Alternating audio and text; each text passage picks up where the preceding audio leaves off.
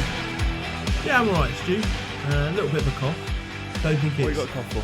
Well, what are you coughing for? Well, I don't think it's the cough. But who knows these days? The clap. But You've been exercising, haven't you? I've been exercising. You've had a kick around, basically. But then I've come back Just and a bit of a kick around. I sound like one of You my sound like...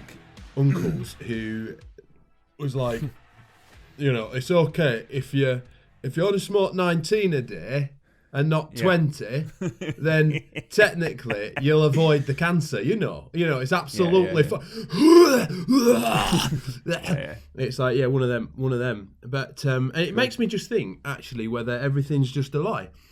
You know, don't smoke, exercise, eat stuff that's grown off a tree and tastes like the tree.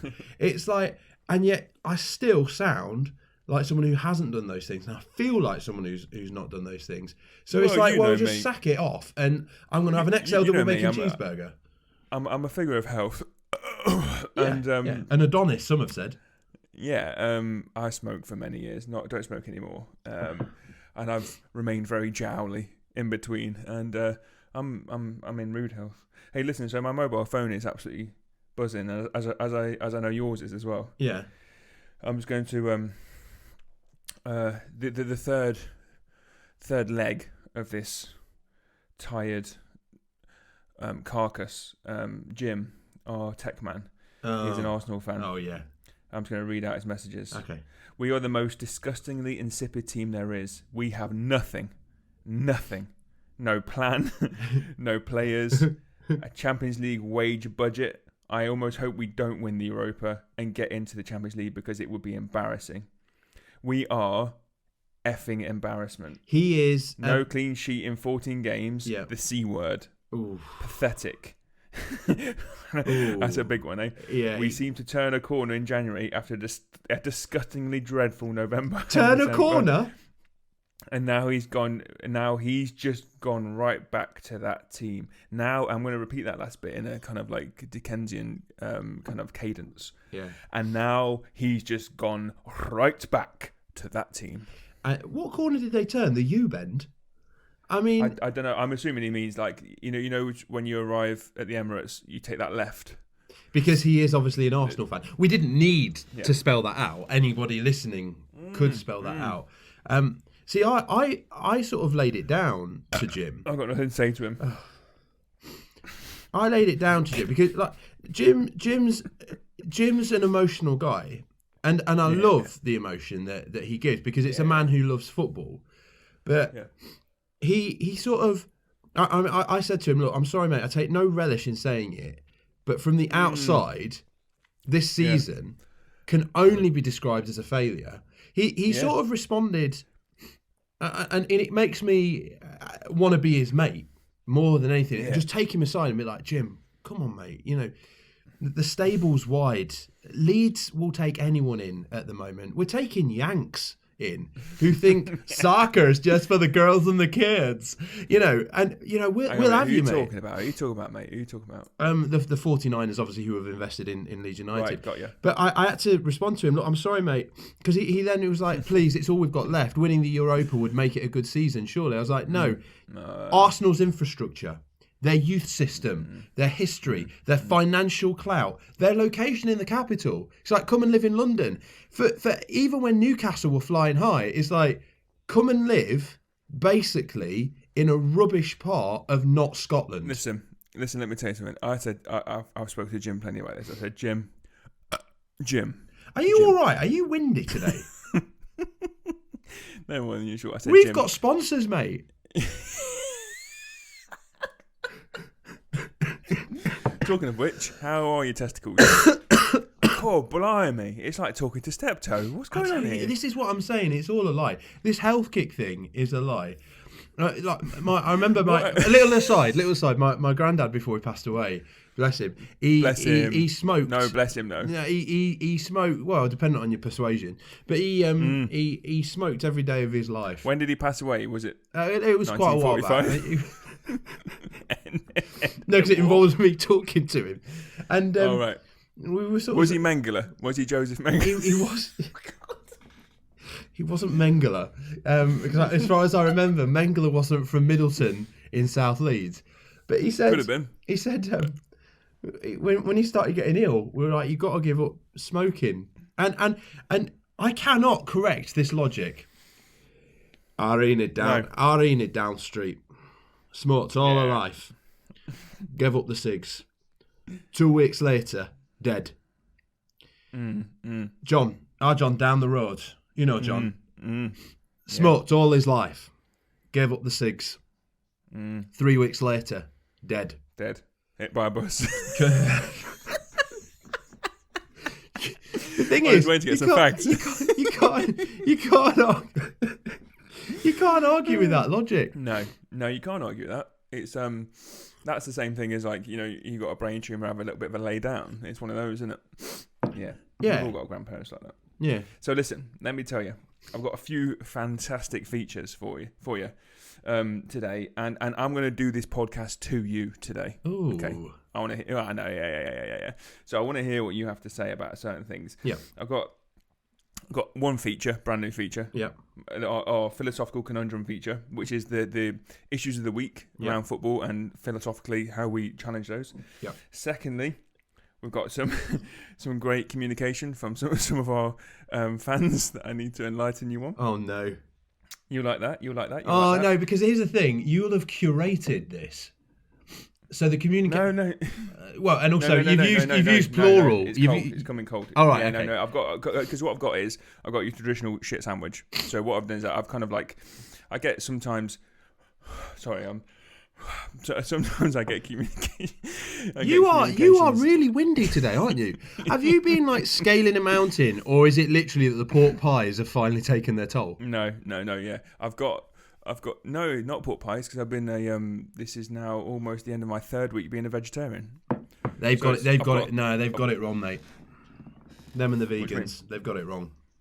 Wow, I'm not going to dispute that. I am going to walk around you frying bacon, and we'll see how long you last. Okay, that's fine. I think I've got a blockage of mushrooms at the minute. Something's happening. Yeah. So I've got the communique. Yeah. As you've already pointed out, I've got to do an advert. Yeah. It's boring, but we better get that out of the way. Yeah. And I've got a couple of other things as well. So that's good. So we're going to start off with and you did we're doing our isms. You did a We're doing our isms.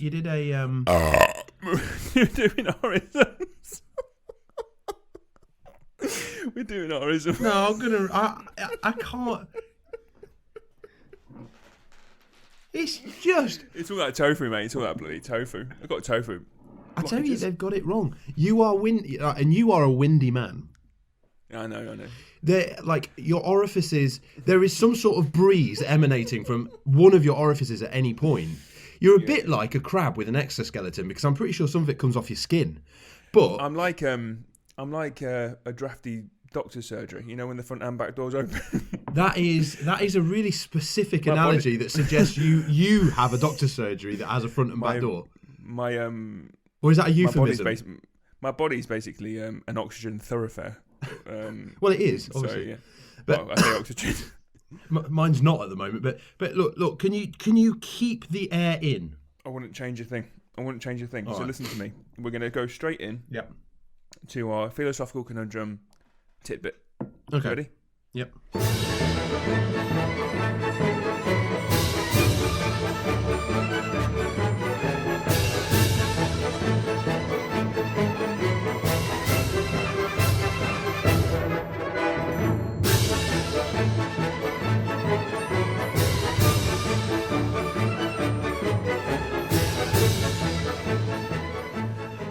Okay, so here we go. Can I just stop you for a moment and say... Of course you can, yeah.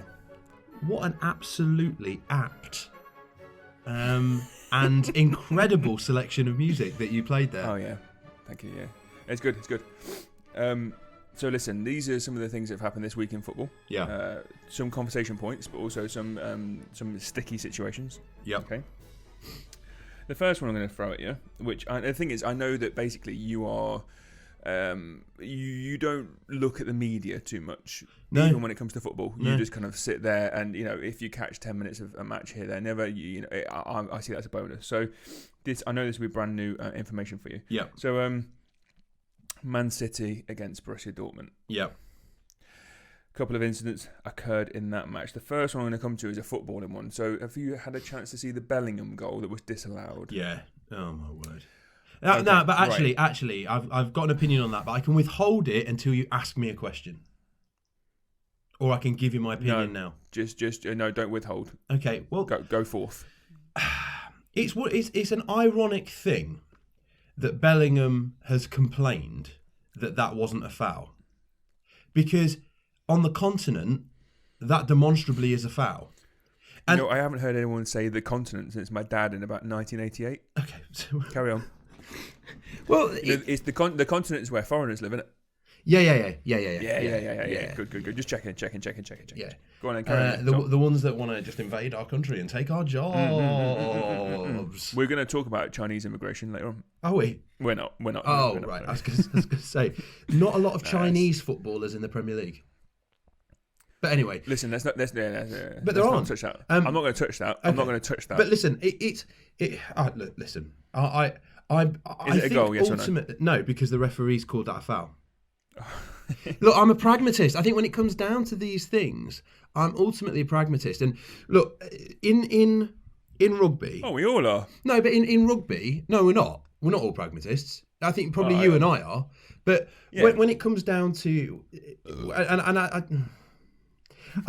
when I look at rugby, which isn't the best sport in the world, it isn't. It can be held up in certain areas. One of the things where I think actually coaches have got ahead of the game a bit, and it's probably more a commentary on the refereeing rather than anything else, is this whole idea of play the referee, create a story in the referee's mind for him to follow. And so maybe actually footballers these days just have to accept that when you've got a referee who interprets things in certain ways, you've got to go that way. So if you've got if you've got Mike Dean reffing your game, that's a goal.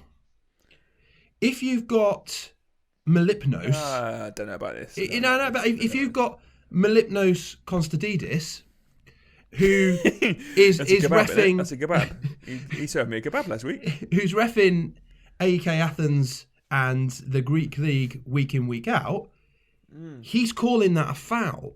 And so it comes down to you've got two options. Option one, coach your players to, and actually you could do both, it's not an option. So if I was a Premier League manager in Europe, I would then say, first of all, we've got to look at the referee. We've got to actually, as part of our preparation and planning, look at what he gives and what he doesn't give. Start the narrative in his mind. Start putting things out in the press. Start finding a way to start creating that narrative of, we want to play football like it used to, that the fans really enjoy watching, all that sort of thing. And on the flip side to that, really, really lobby FIFA and the rule makers, because this goes back to the VAR thing. If you make the rules tight enough, if you make the rules clear enough, then interpretation comes out the window, because there's no interpretation needed. So this idea of a reckless challenge, the fact that people can argue that was a foul and there are others arguing that it wasn't, the fact that both arguments are equally valid, whether aesthetically, whether for the good of the game, we think that shouldn't have been a foul, the rules allow that debate to happen, because this word reckless is so nuanced. It's so random. Reckless in Spain is different to reckless in League One, but they're in the UK. But they're governed by the same rules. Isn't there a point to say? Number one, it wasn't reckless in the slightest. That's the first thing I want to say. He wasn't reckless in the slightest. He in fact was kicked by the goalkeeper. So, but we also know that keepers always get the benefit of the doubt. Those awful crosses into the box where a player jumps for the ball, gets punched in the head, and the keeper lands on his knees. Free kick to the keeper. Okay, listen. You just mentioned something which we're going to come back to in a second. So we're gonna move on from that. I'm glad that you cleared that up with your usual razor wit. Bloody hell. So from that match, something else happened as well. I'm not sure if you've kept abreast of this, but in the tunnel afterwards, the linesman approached Erling Haaland and said, "I'm already Can you please sign this red and this yellow card for me?" What? And the BT cameras kind of swiveled and saw this linesman in the tunnel getting his paraphernalia signed by Erling Haaland. So the cameras picked it up. Yeah, I'm not. Hot off the press. We got a scoop. We got a big one, boys. Listen up, guys. No, but when you finish wheezing, I'll carry on. Mate, okay. You've been flatulencing all over the place every time I speak. So I'm not proud to admit this, but my first reaction was that's deeply unprofessional. Like, what's he doing? You can't do that. It might show some kind of bias, or whatever. I kind of flip-flopped on it past that point because I then reminded myself that it's a game with people in tight shorts that are kicking a bit of leather around. Yeah, and I assumed at the time he wasn't some kind of sicko, like, that episode of Alan Partridge where his whole living room is lined with the face of Erling Haaland. Yeah. I'm assuming that it's he was going to give it to his child or somebody else's child or something some charity like that, or something. Well, so in the end, it turns out that he's a Romanian. He's part of the Romanian team of adjudicators. So the referee and the two linesmen are Romanian, and he in fact does it and then auctions it off for some, I think, autistic charity or something like that. Ooh. At the end of it. Ooh. Now, Now, what spiced it up a little bit more is the UEFA referee chief has come out and said it's bang out of order. Yeah. It's unprofessional. Absolutely. And it lacks dignity. Yeah. Now, I think it's pretty rich that lacks that dignity. UEFA are coming out and talking about lacking dignity. Again, rotten to the core. Yeah, also, dignity. I go back to the refereeing rules. Dignity is such a random word to use. What does that mean? It lacks dignity. Just say whether it's unprofessional and has breached the code or not. So, well, the thing is, I don't think it does. All right, well then it's fine. So what? Okay, that's that sorted. Thanks very much. Okay, next. Well, it's fine because change the rules then. Don't say dignity. Don't call in a gentleman's agreement. Thing is, mate, you've seen it now, though, haven't you? In terms of at the end of football games now, we as fans are like we're livid. We're like Jim. We're sort of on the verge of regressing back to our Neanderthal roots and just ripping each other to shreds. And the players, who have all been in the academies together, have all played, they're all hugging and they're sharing their little jokes with their hands over their mouths, sort of going... When you see everyone hugging Grealish at the end of an England match, and you just want to kind of throw up in your nearest ashtray, and you think, oh, you... Yeah. And then but previously they've been slagging each other off and all the rest of it, The thing is, like, so actually, but what that suggests is that it's a much more closed, and Joost van der Leij sort of alluded to this, that there's the insiders and the outsiders in football, and we're all outsiders and consumers. So it suggests that actually the insiders, particularly at the top elite level, like this whole feud between Messi and Ronaldo, those boys are in contact. They will have seen each other. They'll have had chats. They'll know each other better than any of us will ever know either of them. And and maybe that's the same with some of the officials as well. It's an interesting philosophical point of view, though, because it's like, okay, so this guy, let's imagine he has actually, if he's not broken the rules, then it's fine. He's operated within the rules. That's okay. Stop talking about dignity and gentlemen's agreements. That makes no sense. If he has been unprofessional, you have to go to his professional code of conduct. Let's take it, for example, that he has broken the professional code of conduct and has broken effectively a law that governs his role and his job.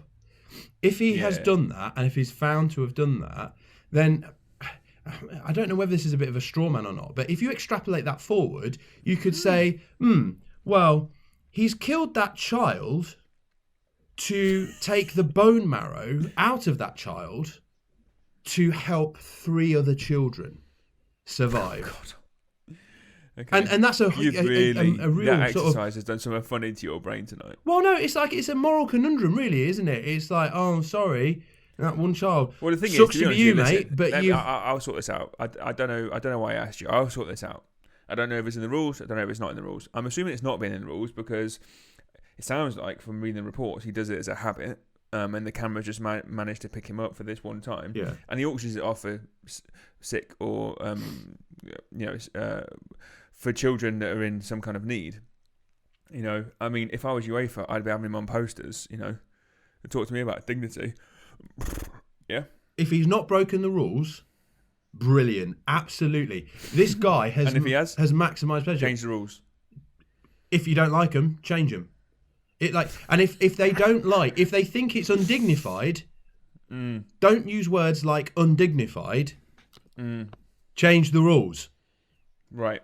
And let's leave that. Let's leave that where it lies, because I think you've said enough on that. Well, maybe I've become undignified. Undignified. Who knows what that means? It's not in the spirit. I think it means you lack dignity. Whatever you've taken is rubbing off on me, because I'm losing all sense of being able to speak properly. What's dignity in football?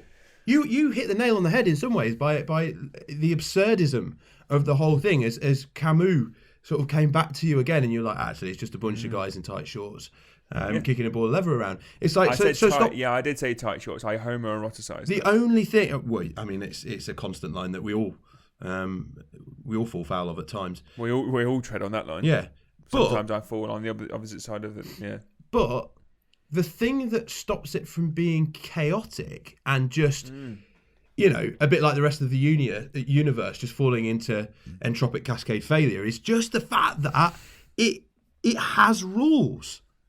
So follow the rules and do everything you can within those rules. What if it's a bit naughty? It's not naughty if it's not broken the rules. What if it's not in the spirit of the game? If it's not in the rules, do it. Maximise it. You're trying to win. And if you don't like it, change the rules. There is some kind of I don't know how to phrase it, but there is something deeply contradictory about a institution that has been rotten for decades overseas without much kind of like interfering or mitigating kind of like situations, endemic racism. Yeah. And then some geezer gets a squiggle on a red and yellow card, sells it for children that need money to help them function, and then their chief referee comes out and says it's undignified, it's unprofessional. Well, I think my problem it speaks volumes. It does. My problem with that though is and maybe I'm stuck too much on the technical side of things, is that word undignified. It's like, has he broken the rules or not? And if he's not, don't use ludicrous vocabulary like that makes no sense, because that shines a light on the fact that, dudes, you had Sepp Blatter as the head of FIFA for such a long time. Like, Platini. The man's so greasy that... Yeah. I want to hear the end of that sentence. I was going to say, he's so greasy that he can't swim, he just slips through the water. But, good, lovely stuff. But you've obviously got to expel more air from your orifices. We're the final weekly philosophical conundrum is De Bruyne. Obviously, it's coming good towards the end of the season, which is a little bit strange because he's always been good. He's always he's at his worst. He's still pretty good. Yeah. But he doesn't. This is an interesting thing. I didn't know about this. He doesn't have an agent at all. But he signed a new 2-year deal, which is worth $385,000 a week. Yeah. And he's done it with no agent. And I hope that sets. I just wanted to put that out there hope that sets a healthy precedent, actually, to make people realise you don't need these bloodsuckers around ruining the sport. That's true, and that's very easy when you're Kevin De Bruyne. It's not so easy. What about me when I'm signing up? Well, exactly. It's not so easy for, I'm going to make someone up. Why? Why isn't it? For Kevin Braithwaite, who's playing for Scunthorpe, who's on $2,000 a week, and he's got to make ends meet. There's a potential new contract on the horizon. He's 32. He's done his knee. Why does he need someone to come in and take his take 20%? Because Kevin Braithwaite has been heading a ball hard in defence ever since he was 12 years You're old. describing yourself here. You're describing yourself. He's not what we call... You used to be quite switched on. He's not what we call a verbose man. He struggles to concentrate outside of the football pitch for more than 5 minutes at a time. The nuances of a more than anyone. Go on. I've proven more than anyone that verbosity on a football field is not. No, it's not transferable. It's not worthwhile. Yeah. No, not transferable. But he is not well versed in the nuances of contractual. Nuance. You're arguing for mortgage advisors here. It's a load of old nonsense, isn't it? Well, it might be, but it might not be. It like when it's like, oh, should it be £350 million or £325 million? I don't need to consult my agent. I'm going to push for £350 million. That's fine. When it's, I'm literally going to have to give this up and take a job as a bricklayer or, doing something else like that I've just not prepared for at all because I've never made enough money to be safe for the rest of my life. Maybe you do need an agent at that point. I don't know whether you do, but that I would suggest that maybe in that situation, having someone who is experienced in fighting for their client's corner, who knows what sort of extra bits to put into a contract here and there to be able to make sure that they do it, that they are well taken care of after their game finishes, or that they get an extra year to their contract so they've got that extra bit of earning. I don't know. If I'm a League 2, League 1 conference level player, that might be something that I would consider. I think it's easier when you're Kevin De Bruyne, when you're Neymar, when you're all that. I think the agent thing has really rankled around the Erling Haaland thing, because what everyone's saying is that he's gonna be an extra. There's an extra 18 million, 20 million. Yeah, 20 because his agent and his 20 dad. 20 million to his agent, 20 million to his dad. Yeah. That to me wants rankles. 30 million a season. Yeah, that to me rankles. In terms of that sort of side of things, because this lad's going to make enough money in one move that he's going to be set up for the rest of his life. And all right. So I wonder if there's a cut-off point where it's like, you know what, $1.5 grand a week, I'm 32, I've got an injury, I've got a new contract on the table, they're wanting it to be a 1 year rolling, I want a 3 year contract, blah, blah, blah, blah, blah. Maybe actually having somebody who's well versed in that might actually be helpful. And if they take a 10% on top of it, but they've managed to secure me this, that's not necessarily the worst thing in the world. I don't know. Yeah, all right. Okay, fair enough. I say it like $1.5 grand, $2 grand a week is like nothing. It's like we'd kill for that, but you know what I mean. Yeah. Okay. Well, that's what we get. That's what we get paid from our sponsors, isn't it? If it's a slow week, talking about our sponsors. Yeah. So yeah. So we are sponsored by the lovely people at Manscaped. And I tell you what I'm going to do now. I'm going to do a show reel, right? So I'm going to do this so I can cut and paste it into any other week. Now, I know what it looks like. If me saying that out loud, it sounds really unprofessional, doesn't it? But I don't care because I'm just going to do it anyway. So, you ready? We've made, actually, a professional attempt to be unprofessional. That's meta, isn't it? That's what we're doing. This is meta. I've just headbutted the fourth wall. Yeah, okay. So listen, support for the Outsiders podcast is brought to you by Manscaped, who is the best in men's below-the-waist grooming. Can I just stop you there? That's your favourite bit of... Yeah, go on. Who is? I think you got your syntax slightly mixed up. Well, you know what? I would take, you know how important I find vernacular and cadence of language. Yeah. But I'm actually reading from a script, so I can't actually go wrong. Who are? Because any fault is with the person who wrote it, and it wasn't me. Manscaped isn't a singular entity. Manscaped offers precision-engineered tools for your family jewels. They obsess over their technology developments to provide you with the best tools for your grooming experience. Manscaped is trusted by over 2 million men worldwide. Can you believe it? And we have an exclusive offer for our listeners, which is 20% off and free shipping with the code OUTSIDERS at manscaped.com. Now, let me ask you, Simon, and I won't go into too much detail about this, but can you take me through your gooch area? Just take me through how you cope with that. Because I know you find it troubling, don't you? I don't. Well, I spoke to your wife. Okay, go on. But what I've got to say is Manscaped have put together a lovely package of different things, including For your package. a very on piece. If you mention the leather bag one more time, because the irony. No, I love the leather bag. I love your leather bag. No, see the leather bag.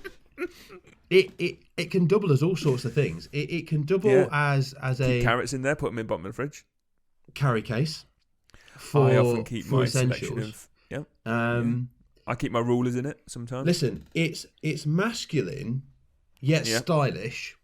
Yeah. It's got enough space that you can put a Lynx XL ice in.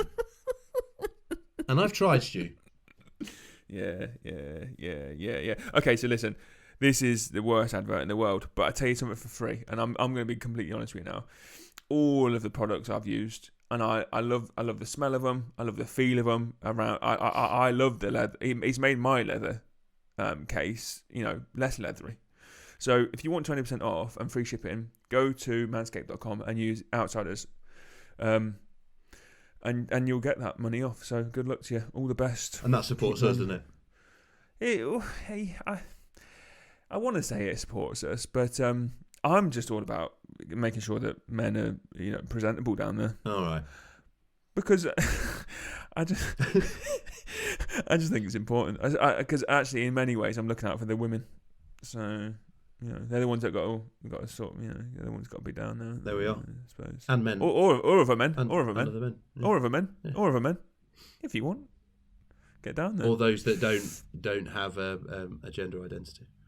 Yeah. If you're between genders at the minute, if you're I don't think we're catering massively towards the non-binary market. I don't think we're up there in terms of all the podcasts that the non-binary community are listening to. However, if they are, I want them to know that they're valued. If you're listening to this, okay. Because the thing is, I don't know if you remember, but not long ago I got rid of my car and I'm waiting to get a new one. So I'm between cars, so I know what it's like. So if you're between genders,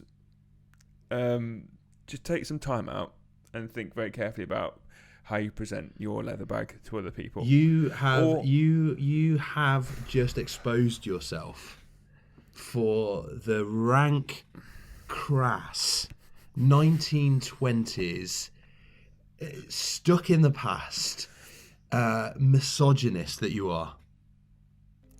The Lawnmower 3.0 comes inside its own brand new perfect package. Everything you need to keep trim, cut-free, and smelling nice down there. So I think we've given that at least 4 minutes. Okay, let's move on now, and I'm going to talk. We're going to talk about some communication we've had this week. And okay, I was going to do a little bit of music, but you've just coughed us into the next section, so we'll start with that. So listen, I said a second ago that we love to hear from our listeners, don't we? We love to hear from our listeners. I don't. I stay as far away from them as possible. You know that I'm not very good on social media. In fact, in our first podcast, within 2 weeks, and this is true, within 2 weeks, you changed the password for our social media handles, and there was no real sense that there was a loss there. See, the thing is, when it's interesting you said that, because when I spoke about us having handles on websites, you thought I was referring to your love handles, and that's why I didn't see you for 2 weeks because you were down the gym. Yep. But listen, so I wasn't, because it's lockdown. Let's not be libelous. Let's not be libelous. Not be libelous. No. I say gym. I basically, when I say gym, when I refer to you, I just mean that you're eating pork pie. Yeah.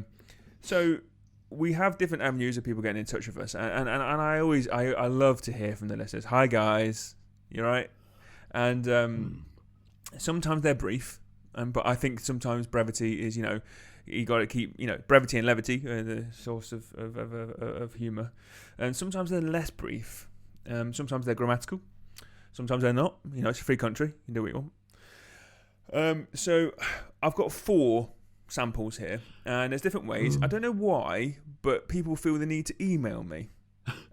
It's interesting because usually what you do is when you go onto YouTube, you leave a comment, don't you? I don't personally, but I know others do. I tend to put right wing slogans and threats and stuff like that. But it's just good fun. That's nothing quite far enough for litigation to begin. Nothing inflammatory. But something that will help police create a profile when you do finally give in to the dark passenger. Yeah. And when they catch up with me, they'll know me, all right. Yeah. So the first one was nameless. And I'd like to get your take on each one of these. I'm a bit worried. We've got we've got two good and two bad. Okay, two good and two bad. So, what do you want to call this segment? Feedback with Roger Bolton. It's a Radio 4 joke. Okay, right. First one came nameless. Well, it wasn't nameless. I'm just going to withhold it because it's not important. It just was someone's email address. It's your mum, wasn't it? And it was one. It was one word. No, it wasn't my mum. My mum calls me. Oh, right. I don't pick up. Yeah. But the answer phone messages are terrible. She's saying all sorts. Yeah. Back when I wet the bed. Yeah. When I was younger. Who doesn't wet the bed when they're 12? Anyway, so it simply came as an email. Simply came, and it just said in one word. One word. Do you want to guess the word? Is it an expletive? No. Simply was fine. Fine. Fine. Right. I'll tell you what's happened there. Go on. Do you reckon that's my speeding ticket? It was directed towards the website. It was directed towards me in particular. And it simply said fine. That's the equivalent. That's the email equivalent to someone farted down. I don't want to use the American terminology because they've mangled our language. A butt dial. Oh, okay. I reckon they've automatically gone through, and fine is one of the words that's come up as their backside has pressed against. That's you're claiming that as one of the good ones, aren't you? That's one of the good ones, yeah. Oh, yeah. That's gutting, isn't it? Fine. Fine. In many ways. Okay. In many ways, the next one's my favourite. Okay, this was left on an anonymous message board. I'm not gonna point people towards it. It's not worth it. So, I know you're gonna have an opinion about this one. A message board. This is not a fine one. No, I'm just saying it could be YouTube, it could be Twitter, whatever. Okay. I don't know. It's from someone whose name is Slim549. All right. So you're naming them. Yeah. All right. Okay. They have written simply, don't think much of this. Stop. Not funny. Stop. Don't quiet your day job. Right. There's a couple of things there, aren't there? I said stop where it's a full stop. Yeah. So, right. So that's back my in the Morse old code. That's my Morse code. That's my Morse code. I like that. I enjoyed that. Like a telegram from the trenches. Yeah. I was going to say a telegram. I was going to say at the end. I was going to ad lib and say, please stop. Slim. Yeah. Leave the name. I was hung up on the don't quiet your day job. That's a tough one because I would love to quiet my day job. Because in many ways I feel like you are. Yeah, and actually my sort of slovenly work shyness. How do you think this is said? Do you want to give me a quick? So No, I'll tell you what I love about it. I agree with everything he said. He actually encapsulates my feelings about this, but for him to spend the time sort of putting that online, that's lovely. I think it was said like this. I think he's gone easy on us, mate. Don't think much of this. No. Not funny. No. Don't quiet your day job. No, I think... You think it was like a Stephen Fry kind Yeah, no, I don't know. I don't think much of this. Not funny. Yeah. Don't quiet your day job. Yeah. Come on, quiet and quit though. Bit of a Welsh twang to your posh accent there. That took us down an interesting avenue. Listen, Slim. I was just doing. Slim. Thanks for going easy on us, mate. I think he. Right. Okay. Listen. The next one is an okay one. Okay. All right. Okay. So we're ending on a negative. The name to it was simply Chuck Duck, and is that an occupation? It's this ain't bad. Which I take every day. Well, I take it, three words. So this ain't bad. Your positives so far are fine, and this ain't bad. Yeah. Should we finish on the final one then? I'm not going to put a name to it because I don't think it's fair. If you say something terrible, I don't think it's fair. All right. The final one, again from a message board, it wasn't emailed to me. That would be perverse. Simply says shit. Yeah. Shit. What? Yeah. Shit. Oh, and then I thought we followed it up with something else. No, shit. Again, I agree. Again, I disagree. I think he's gone easy on us. I think he's gone easy. I think he was going. I think he had a paragraph in his head, and then by the time he got to the fourth letter, he thought, "I can't bother." There's something beautiful about the simplicity of that, actually. I agree. Okay, so the thing is, we've done this section before in the past, haven't we? Where people have written reams to us, and we've got back to them, and often people are pretty good about it, and they kind of say, "Oh, I didn't mean to." There was a really nice one we had before where we said to a bloke, we called him all kinds of names. We said his mum was this and that, and we said that he probably lived in a and I said, and I offered him out, and I said, and if I found out where he lived, I'd firebomb his house and all that. Okay. But then he kind of sent another message a week after saying, I'm a nice guy, really, and I quite like it. I didn't realise that you'd be saying so. And then he apologised, and I took the apology. Those were different days, though, Stu. They were heady days. Well, I'm actually quite unmoved by any of them. Do you think we should apologise to anyone at all? Would you like to issue an apology? No. I've come to the conclusion that this is at times so unprofessional, so poor, that anyone who is still listening at this point is completely complicit in this. You've got apology music in the background. I don't need apology music. Although it is making what I'm saying more dramatic. Listen, You need to apologise to yourself. Because you've subjected yourself now, at this stage, to 41 minutes and 35 seconds of two subnormal, lower IQ individuals mangling both philosophy and football in a way that can't adequately be described. Yeah, I completely agree. I think for me, well, there we go.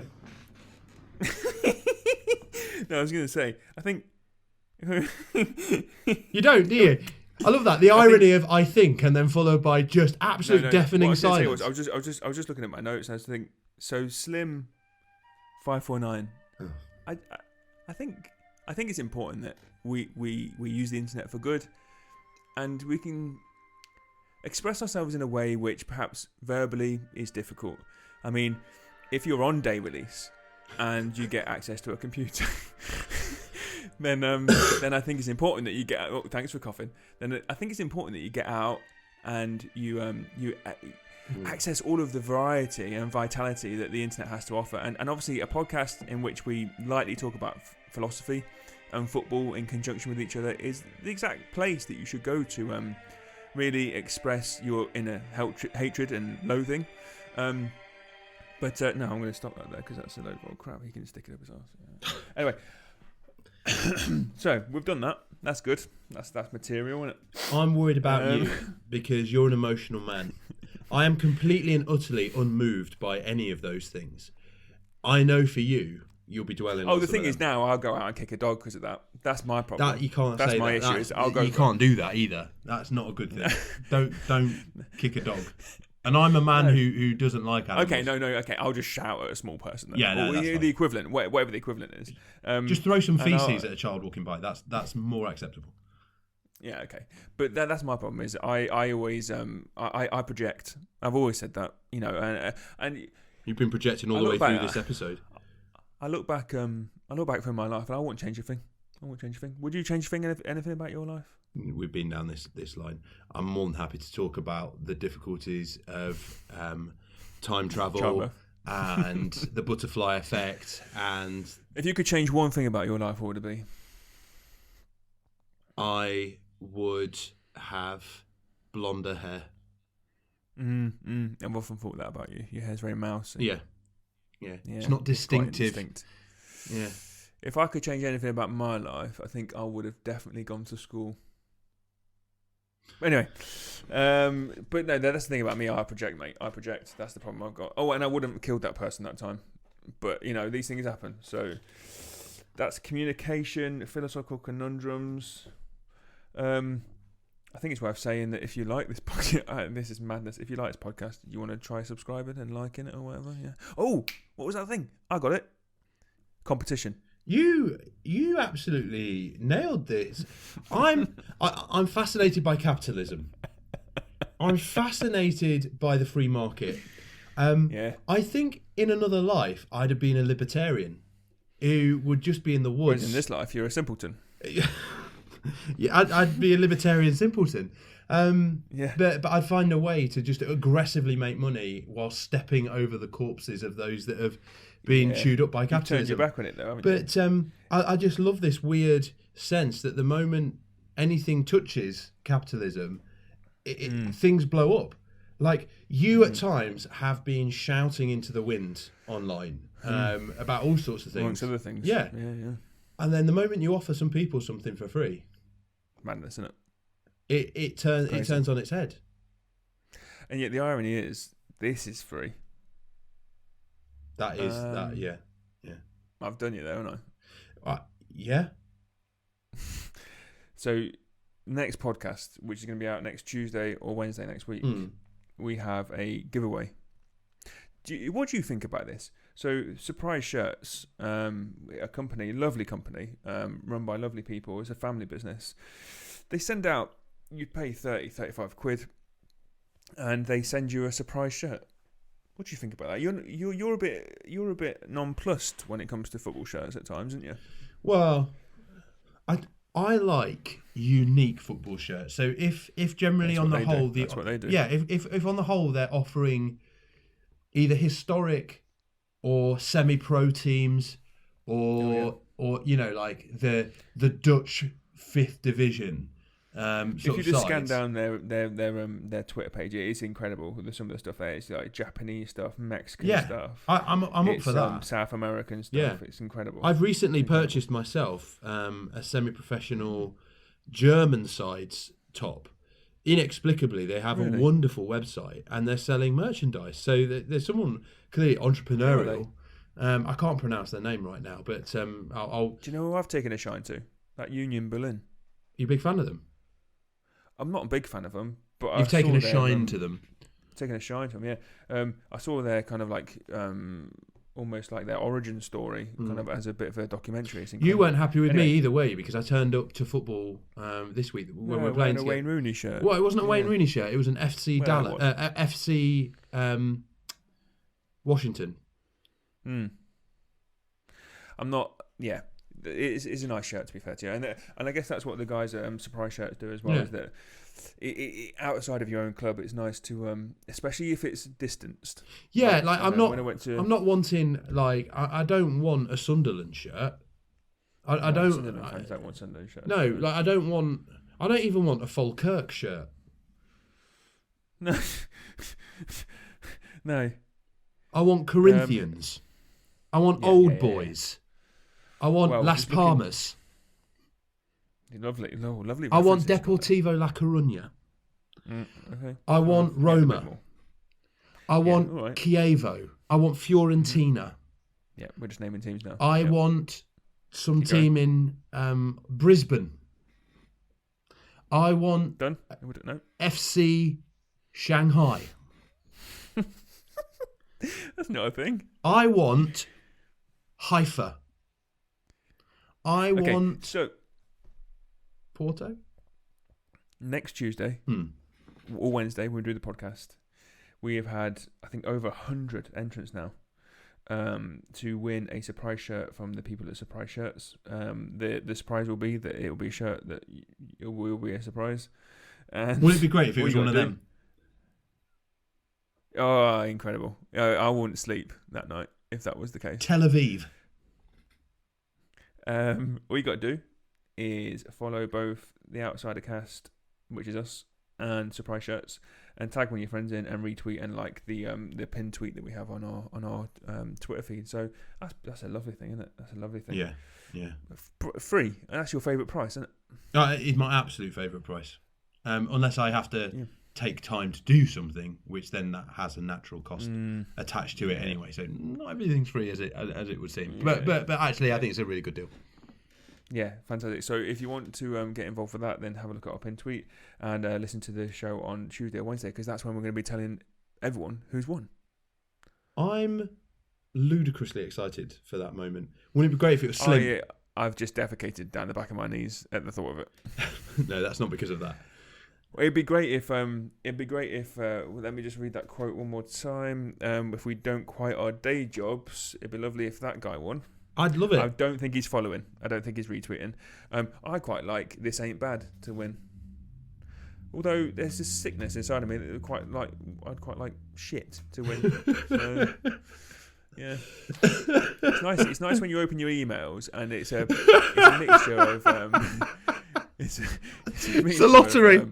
Of, highly professional kind of people that are really respectful towards you, and then companies that are trying to sell you stuff, but like maybe not always junk, but like stuff that you might actually want to buy. And then every now and then there's a little lotto of little nugget that's waiting for me. It just simply says shit. What I like is that someone's taking the time to do that. I absolutely love it because we treat the people that listen to this with an absolute disregard, don't disdain. We? Yeah, utter disdain. Listen, you know what I'm going to think. Yeah, when I'm on my deathbed, and I'm looking up and I'm wheezing. You know, I've got a death rattle. Yeah, like this. Hold on. I can give you the death rattle. Yeah, go on then. Go on. Yeah, that's pretty good. That's what it will sound like. No, that's more like you've got consumption. That made me sweat. Yeah. So I'm going to lay there and I'm going to think about, my most abiding, overwhelming kind of feeling at the time will be, how much time have I wasted of the other bipeds that have shared this disgusting ball of rock with me? And I'll think about don't quiet your day job. Yeah. And I'll think about those few seconds I wasted of that person's life, and I'll think, brilliant. And I think, I'm good. I'm happy now. I'm delighted. I'm going to actually take it as a little bit of life advice. I'm going to find ways to quiet. Shall I get? You know what? That's going to be the bestseller. Right. No. Stop. We're doing two things when we finish this. Number one, we're going to start a Patreon because I think people want to give us money. That's the first thing I'm taking from this feedback, right? So patrons come in. That's because they're concerned about us and they're worried.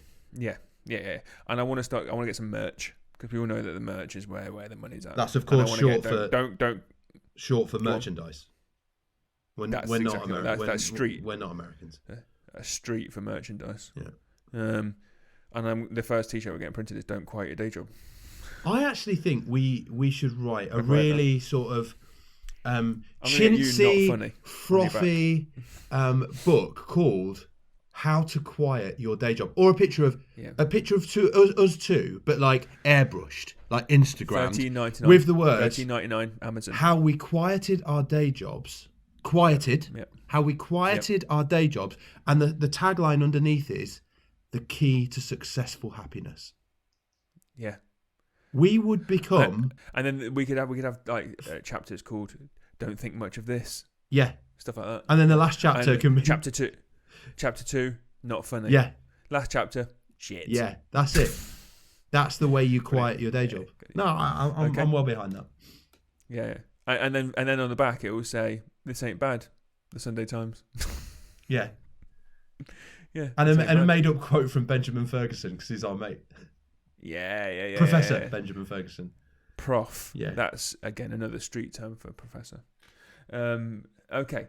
Brilliant. So that's the end of our podcast. If you like this, then feel free to subscribe. If you don't.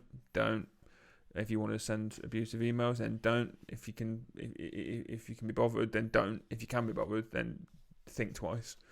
No, I actually think if somebody is bothered enough by this that they want to send an abusive email to us, then go for it. Because actually that's creative. Or just direct it to Jim. Just make sure you say that it's for Jim. Yeah. He needs something to distract him from being an Arsenal fan. It does, yeah. Because I think whenever Arsenal start playing, all that happens is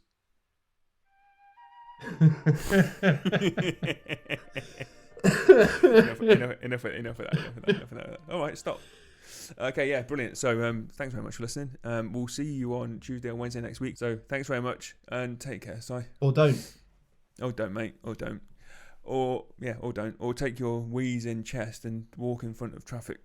No, don't do that. Don't do that. I think I'm just going to go and stuff my face with food because, like I said, the health guys, they've got it wrong. They've got it wrong, haven't they? They've got it wrong. I've tried it their way, and I've been left with lungs that have collapsed in on themselves. I'm just gonna. I think maybe I need pork pies. Maybe like Grandad Norman, stopping smoking killed 2 people on his street. Maybe my body's rejecting the fact that it's not have fast food, that that I've not laid around enough, and at the same time, I'm going to be quieting my day job. Yeah, I'm gonna go right now and quiet my day job. Take care, Stu. Take care, man. Right? Yeah.